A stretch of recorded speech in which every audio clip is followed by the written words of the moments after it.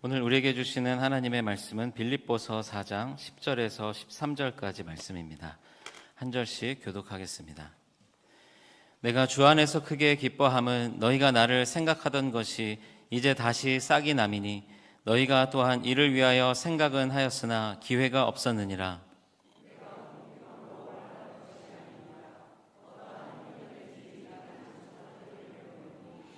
나는 비천에 처할 줄도 알고 풍부에 처할 줄도 알아 모든 일 곧 배부름과 배고픔과 풍부와 궁핍에도 처할 줄 아는 일체의 비결을 배우노라. 내게 능력 주시는 자 안에서 내가 모든 것을 할 수 있느니라.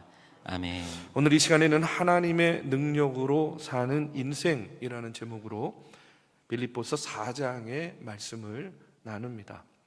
한 주간 동안 또 오늘 또 이런 여러 가지 일들을 겪으면서도 이제 이런 말씀이 생각이 납니다. 전도서 3장 1절에서 8절에 보면 우리가 잘 아는 그런 말씀이 나옵니다. 자, 우리 한번 같이 한번 봉독해 보겠습니다. 좀 길지만 여러분 한자 우리 같이 한번 봉독하겠습니다. 자, 시작. 범사에 기한이 있고 천하 만사가 다 때가 있나니 날 때가 있고 죽을 때가 있으며 심을 때가 있고 심은 것을 뽑을 때가 있으며 죽일 때가 있고 치료할 때가 있으며 헐 때가 있고 세울 때가 있으며 울 때가 있고 웃을 때가 있으며 슬퍼할 때가 있고 춤출 때가 있으며 돌을 던져 버릴 때가 있고 돌을 거둘 때가 있으며 안을 때가 있고 않는 일을 멀리 할 때가 있으며 찾을 때가 있고 잃을 때가 있으며 지킬 때가 있고 버릴 때가 있으며 찢을 때가 있고 꿰맬 때가 있으며 잠잠할 때가 있고 말할 때가 있으며 사랑할 때가 있고 미워할 때가 있으며 전쟁할 때가 있고 평화할 때가 있느니라. 아멘. 우리가 평생을 살면서요, 웃기만 하면 얼마나 좋겠습니까? 웃을 일만 가득하면. 근데요, 그렇지 않잖아요. 울 때도 있어요. 그렇죠? 평생을 기뻐하고 춤추며 살면 참 좋겠는데 또 슬퍼하고 애통할 일들이 여전히 우리의 삶 가운데서는 일어납니다. 그리고 이와 같은 삶에는요, 누구도 예외가 없다라는 사실이에요. 성공할 때가 있습니다. 그런데 또 실패할 때도 있습니다. 일어설 때가 있는데 또 무너질 때도 있어요. 넘어질 때도 있고. 근데 이런 삶 역시 믿는 자나 믿지 않는 자나 큰 차이가 없이 우리 삶에 일어나는 일들이죠. 열심히 잘 믿어도 여러분 실패할 때가 있습니다. 하나님과 아무 상관없이 좀 거칠게 말하면 개차반처럼 살아도 세상에서 승승장구하는 그런 모습도 우리가 보게 되죠. 그렇기 때문에 인생의 성공과 실패의 그 드러나는 모습만 가지고 어떤 사람의 믿음을 평가하기는 참 어렵다 하는 그런 생각을 갖게 됩니다. 만약에 여러분들이 교회에 다니는 이유가 세상에서 내가 사는데 어떤 안정된 삶의 조건이나 그런 여건을 얻기 위해서 내가 교회 다닌다. 뭐 그런 말 하잖아요. 교회 나가면 복 받아. 교회 나가 예수 믿으면 만사 형통이야. 만약에 이런 마음으로 우리가 교회에 나온다고 한다면 여러분 그것은 잘못된 생각입니다. 믿음의 이유가 그런 것이라면요, 어떤 일이 벌어지냐면 여러분 안정된 삶의 여건이 흔들리게 되면 믿음도 흔들리게 되어 있어요. 왜? 연동이 되는 거니까. 내가 믿는 이유가 뭐 때문에? 내 삶의 안정을 위해서 믿는 것이라고 한다면 여러분 삶이 불안정하면 당연히 믿음도 어떻게 되는 거예요? 불안정해지는 겁니다. 오늘 우리는 내가 하나님을 믿는 이유가 어디 있는가? 단지 그냥 내가 이 땅에 사는 동안에 안정된 삶을 살기 위한 그런 조건을 얻기 위해서 내가 하나님을 믿고 예수 믿고 교회에 나오는가? 그게 아니라는 거예요. 우리가 하나님 믿고 예수 믿는 이유는 오히려 어떤 삶의 고난과 역경 가운데서도 하나님께서 주시는 힘과 능력을 덧입어서 그것을 이기고 극복할 수 있는 그 힘을 얻기 위해서, 그 능력을 붙잡기 위해서 우리가 예수 믿고 여러분 교회에 나오는 겁니다. 여러분, 오늘 본문 말씀에 바울을 보면 지금 바울이 처한 상황은 어떤 상황이냐면 로마의 감옥에 있는 상황이에요. 그 로마의 감옥에서 빌립보 교인들에게 권면하면서 쓴 서신이 바로 빌립보서입니다. 옥중서신이죠. 바울이 감옥이라는 이 처참한 상황에 처해 있음에도 불구하고 그가 보낸 이 서신의 내용을 보면요, 그 내용 가운데 아유 나 죽겠어요, 예? 방이 평수가 좁아서 너무 불편해요, 뭐 이런 얘기가 아니에요. 그 내용을 보면 감사와 기쁨, 축복의 메시지로 가득 찬 것을 보게 됩니다. 어디서 보냈는데요? 어디서 썼는데? 감옥에서 썼는데.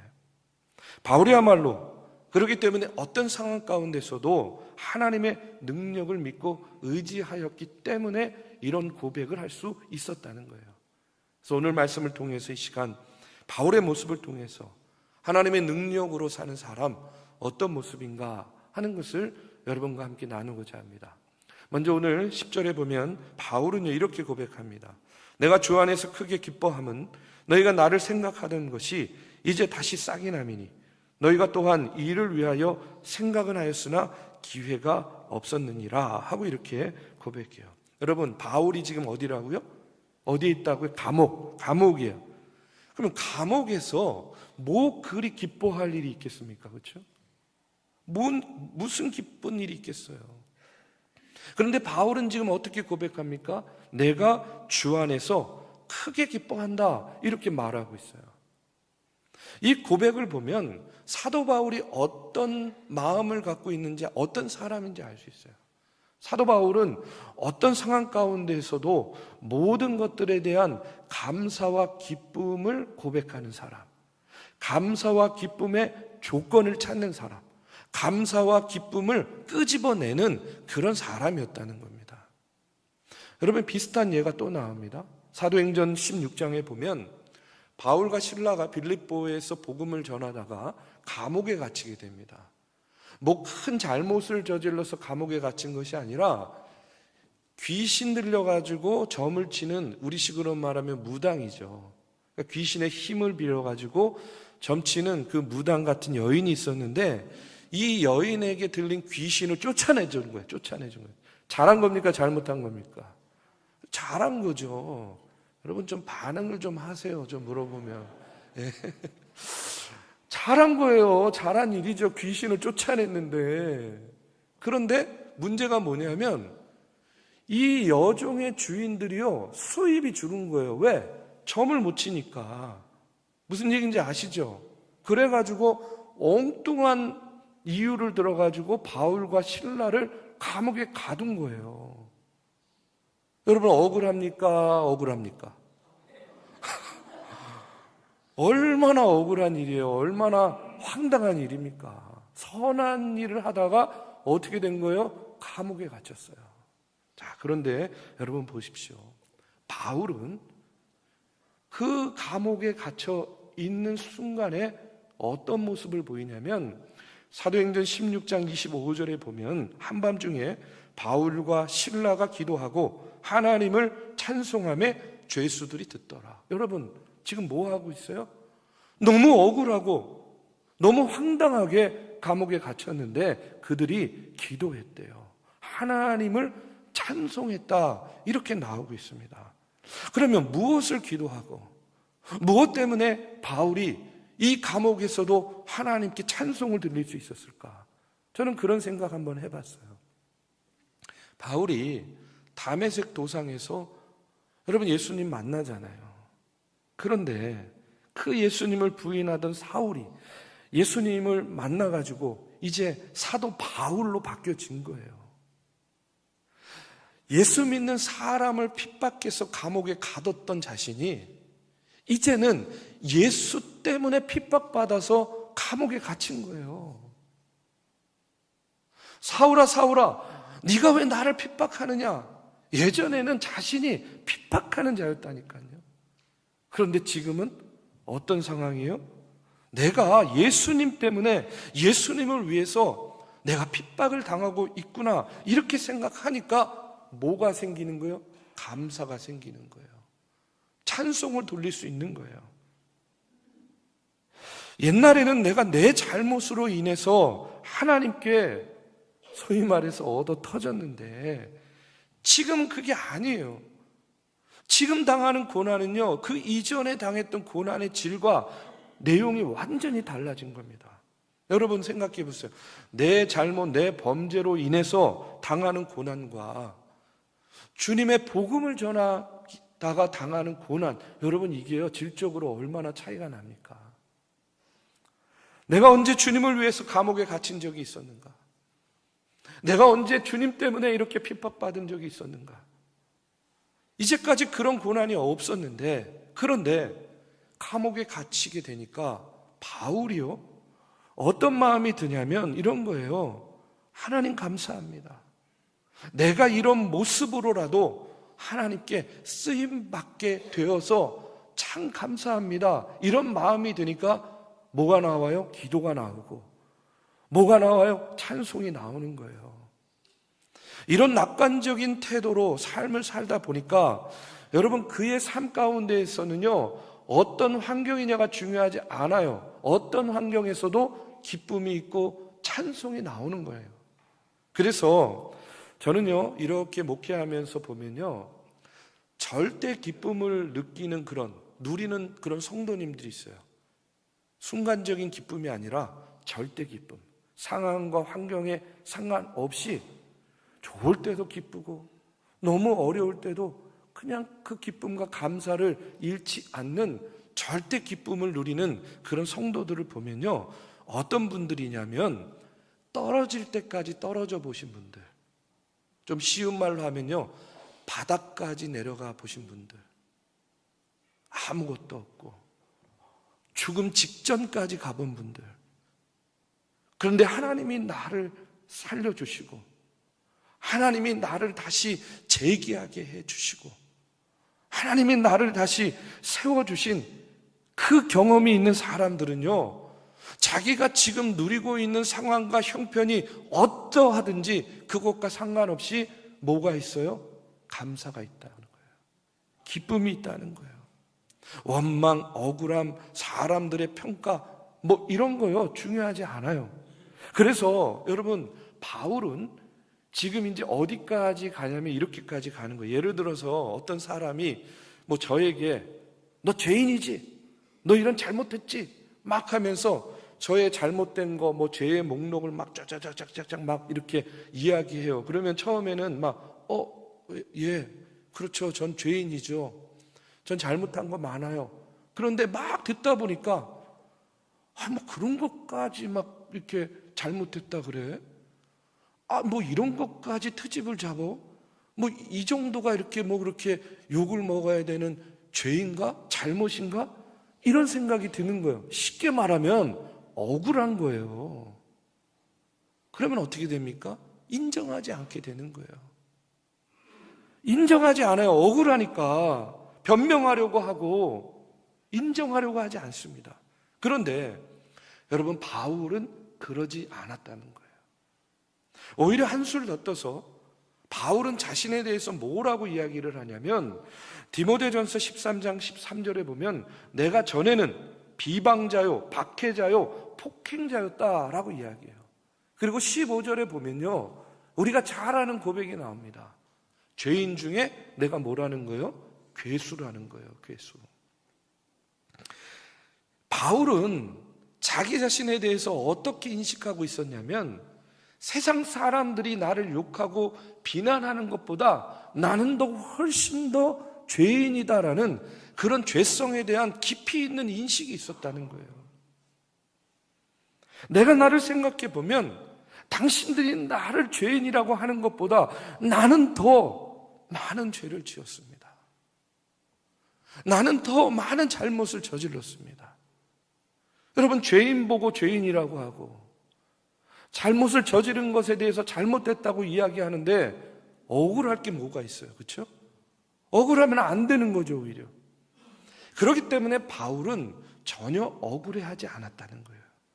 여러분, 세리나 창기들, 성경에 나오는 세리나 창기들은요, 욕을 먹어도 기분은 조금 나쁘지만 억울해하지 않았어요. 이유가 뭐겠습니까?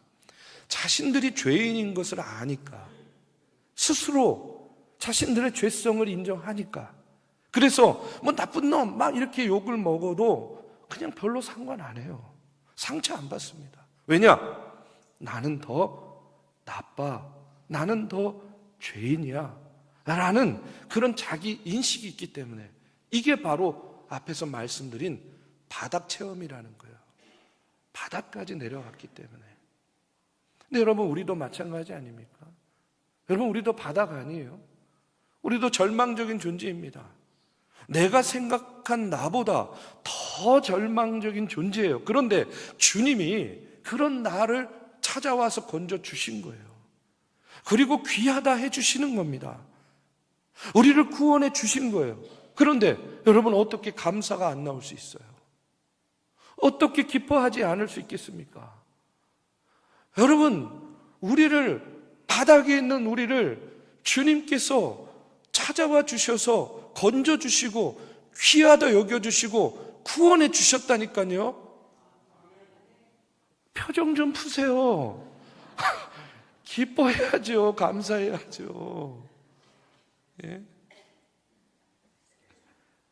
지금 감옥에 있는 바울의 심정이 그랬을 거라는 거예요.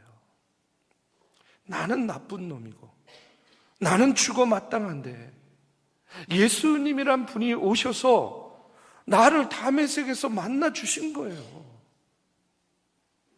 그리고 나를 건져 주셨어요. 오히려 내 자손이라고 하고 내가 너를 통해서 일을 하겠다라고 말씀하시면서 하나님께서 사용해 주시는 겁니다. 그러니 여러분, 지금 감옥이 문제입니까?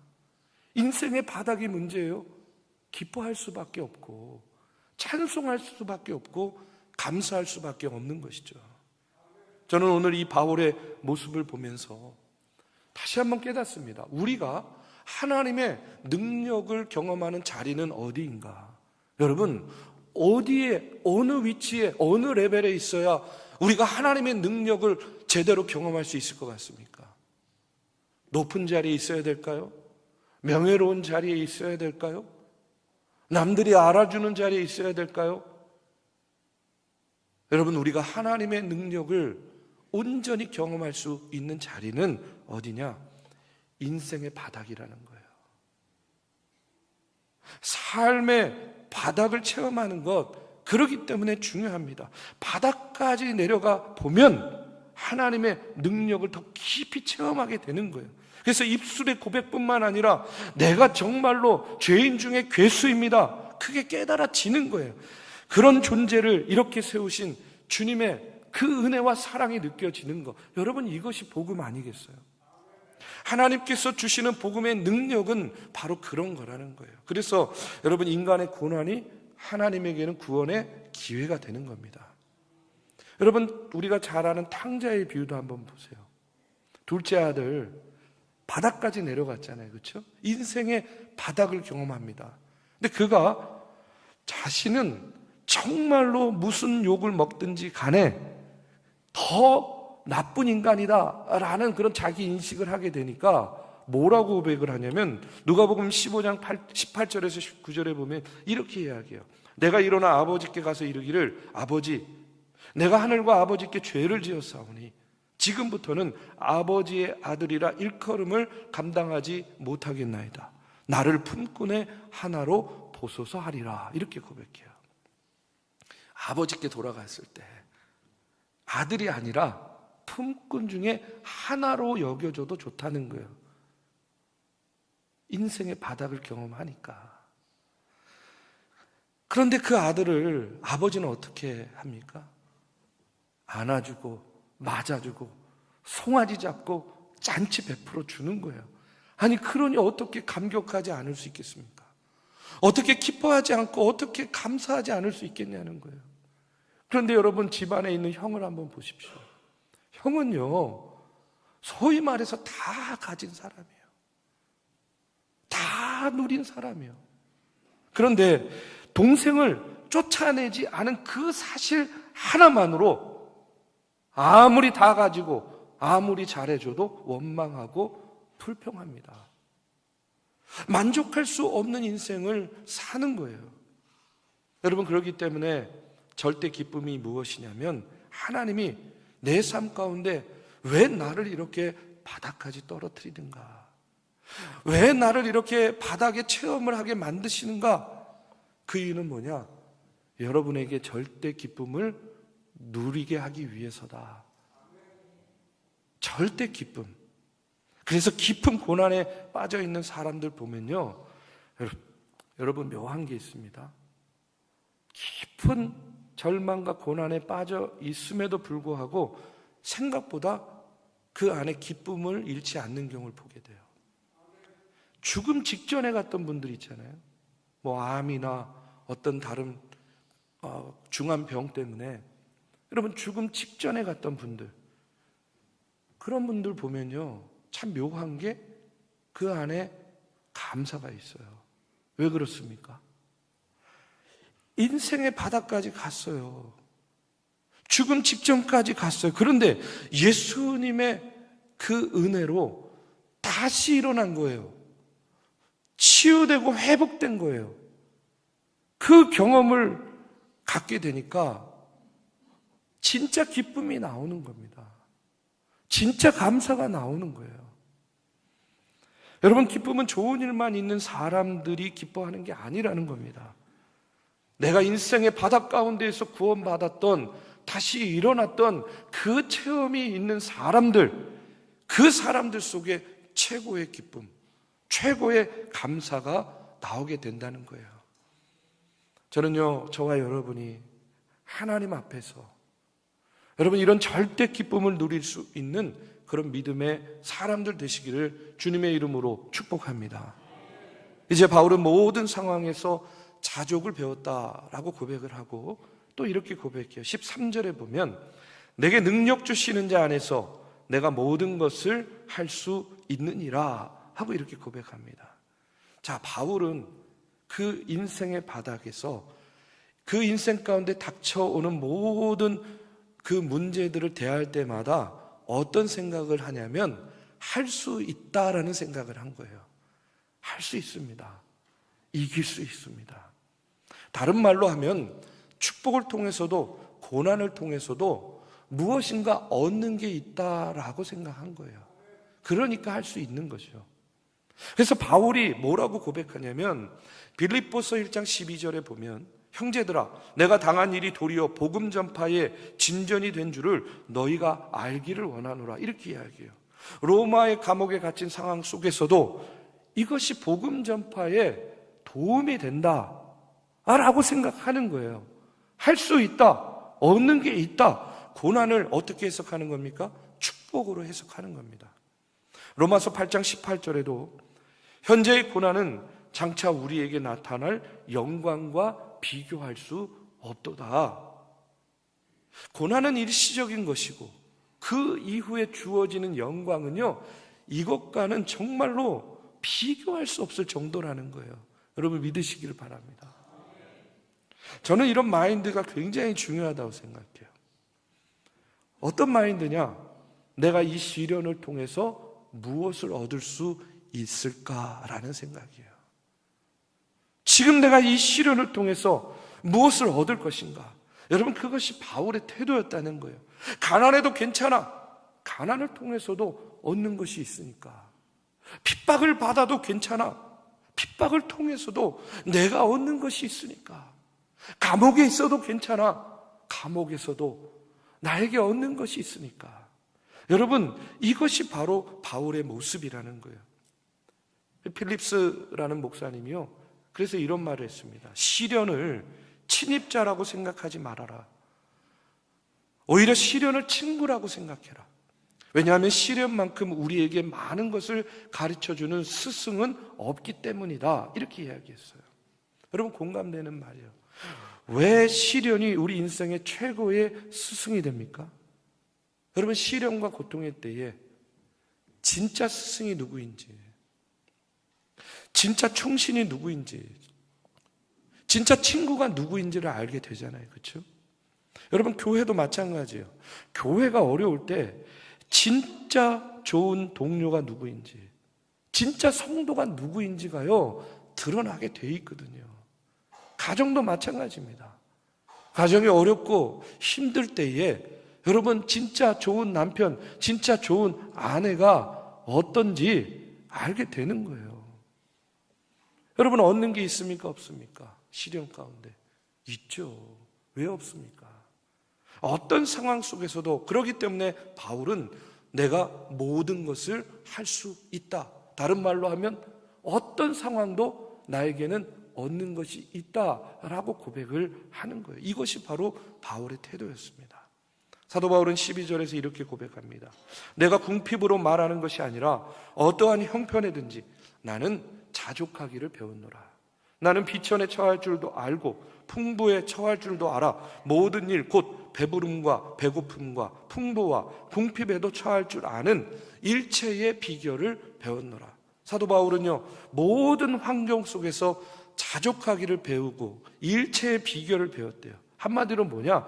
모든 상황 가운데 얻는 게 있다는 거예요. 그리고 할 수 있다는 거예요. 자, 저는요, 오늘 바울과 같이 저와 여러분도 모든 상황 가운데에 우리는 할 수 있다. 얻는 것이 있다. 유익이 있다. 삶의 의미와 가치가 있다. 라는 그런 마음으로 여러분, 하나님의 일에 참여하는 능력의 자녀들 되시기를 주님의 이름으로 축복합니다. 마지막으로 사도 바울은요, 어려움이 있을 때 어떤 마음을 가졌냐면 이것은 과정이지 끝이 아니라고 생각했어요. 끝이 아니라 과정으로 이해하고 받아들였다는 겁니다. 로마서 8장 28절의 말씀에 보면 우리 한번 같이 봉독해 보겠습니다. 자, 시작. 우리가 알거니와 하나님을 사랑하는 자 곧 그의 뜻대로 부르심을 입은 자들에게는 모든 것이 합력하여 선을 이루느니라. 아멘. 모든 것을 협력해서 선을 이루시는 하나님. 그러니까 뭐냐면 우리는 모든 것들이요 결국은 다 합쳐져서 마지막에 선을 이루어 주시는 거예요. 누가요? 하나님이, 주님이. 그걸 믿어야 된다는 거예요. 그것을 믿는 것이 바로 하나님의 능력으로 사는 삶의 비밀이라는 겁니다. 그래서 협력해서 선을 이루는 사람은 고난이나 실패가 와도 절대로 멈추지 않아요. 이유가 뭡니까? 끝이 아니니까. 여기가 끝이 아니니까. 아니, 더 가야 되잖아요. 그렇죠? 더 가면 뭐가 있는 거예요? 승리가 있는 겁니다. 최후 승리가 있는 거예요. 하나님께서 합력해서 선을 이루어 주시는 그 끝이 있기 때문에 지금은 끝이 아니라는 거예요. 지금은 과정입니다. 이게 끝이라고 생각하니까 문제가 되는 거예요. 아닙니다. 여러분, 인생의 마지막이 있어요. 하나님이 주시는 최후 승리, 최종 승리가 있다라는 겁니다. 그래서 여러분, 이렇게 최종 승리를 믿지 못하는 사람은요, 자기 자신의 수고에 연연하게 돼요. 자기 자신의 능력만을 고집합니다. 아니, 내가 이거 하느라고 얼마나 힘쓰고 했었는데, 내가 이 자리까지 오느라고 얼마나 힘들었는데, 피눈물을 흘렸는데, 내가 이거 소유하고 가지려고 내가 정말로 얼마나 처절하게 살았는데. 그런데 여러분, 우리가 알잖아요. 아무리 그렇게 살아도 우리 자신의 능력에는요 한계가 있거든요. 그렇게 자신의 능력, 자기 수고에 연연해서 살게 되면요 반드시 뭐가 오냐면 번아웃이 오는 거예요. 능력에 한계가 있으니까 번아웃이 옵니다. 내 능력이니까 반드시 절망하게 돼 있어요. 그리고 문제는 뭐냐면요, 억울해요. 아니, 할 때까지 내가 이렇게 열심히 했는데도 왜 이렇게 안 돼? 안 되는 게 있더라. 억울해요. 예? 우리 애도 맨날 억울해요. 왜 이렇게 억울한 게 많은지. 근데 아이만 그런 게 아니에요. 어른들도 마찬가지예요. 왜 이렇게 억울해요? 이유가 뭡니까? 내 자신의 능력, 자기 자신의 수고에 연연하기 때문에 그래요. 그 다음에 또 뭔가 이루게 되면 어떻게 됩니까? 봐. 역시 나야. 나 이영노야. 교만해지는 거예요. 자, 그래서 여러분, 사도 바울과 같이 하나님의 능력으로 일하는 사람은요, 다르다는 거예요. 그런데 자기 능력, 자기 연민이 강하고 이런 사람은요, 둘 중에 하나입니다. 억울하거나 교만하거나. 자기 능력, 자기 연민, 자기 자신의 수고에 연연하면 두 가지라니까요. 억울하거나 아니면 교만하거나. 그런데 바울은 하나님의 능력으로 일하는 사람이었어요. 앞서도 얘기했습니다. 바울, 우리가 볼 땐 너무 억울할 것 같고 황당한 일이죠. 좋은 일하고 감옥에 갇히니까. 그래도 억울하지 않아요. 자기 수고를 잊어버립니다. 그래서 정말 믿음으로 수고한 사람은요, 자기가 수고했다라고 이야기하지 않아요. 뭐라고 이야기하냐면 최선을 다했다라고 이야기하는 겁니다. 자기 스스로 수고했다라고 얘기하지 않습니다. 그저 하나님께서 주신 사명에 최선을 다했다. 그 다음에 결과는 어떻게 하나님께 맡기는 거예요. 자기 수고에 연연하는 것이 아니라 주님을 신뢰하고 주님의 능력으로 내가 최선을 다했으니 결과도 하나님께 맡깁니다. 이것이 하나님의 능력으로 사는 사람의 모습이라는 거예요. 그러면 하나님께서 어떻게 해주신다? 마지막에 최후 승리를 주신다는 거예요. 여러분, 우리는요 지금요 과정 속에 있습니다. 저와 여러분은요 과정을 즐길 뿐이지 결과는 누구에게 맡기는 거예요? 하나님께, 우리 주님께 맡기는 겁니다. 그러면 주님께서는 반드시 우리에게 승리를 주실 줄로 믿습니다. 여러분, 바울 감옥에서 인생의 밑바닥에 있는 것 같았지만 승리했습니까? 승리했습니까? 승리했잖아요. 얻는 게 있었습니까? 있었습니까? 있었습니다. 그래서 바울은 오늘 감옥에서도 그 밖에 있는 빌립보 교인들에게 이렇게 권면할 수 있었던 거예요. 오늘 이 시간 우리 마지막으로 바울이 했던 이 권면의 말씀을 우리 다시 한번 우리가 고백하고 묵상하면서 오늘 말씀을 마치려고 합니다. 우리 같이 한번 다시 한번 고백해 보겠습니다. 내가 주 안에서 크게 기뻐함은 너희가 나를 생각하던 것이 이제 다시 싹이 나미니 너희가 또한 이를 위하여 생각은 하였으나 기회가 없었느니라. 내가 궁핍함으로 말하는 것이 아니니라. 어떠한 형편에든지 나는 자족하기를 배웠노니 나는 비천에 처할 줄도 알고 풍부에 처할 줄도 알아. 모든 일 곧 배부름과 배고픔과 풍부와 궁핍에도 처할 줄 아는 일체의 비결을 배웠노라. 내게 능력 주시는 자 안에서 내가 모든 것을 할 수 있느니라. 아멘. 바울처럼 여러분, 하나님께서 주신 능력으로 모든 일을 할 수 있다 고백하고 감당하며 인생의 어려움들을 극복해 나가는 저와 여러분들 되시기를 주님의 이름으로 축복합니다.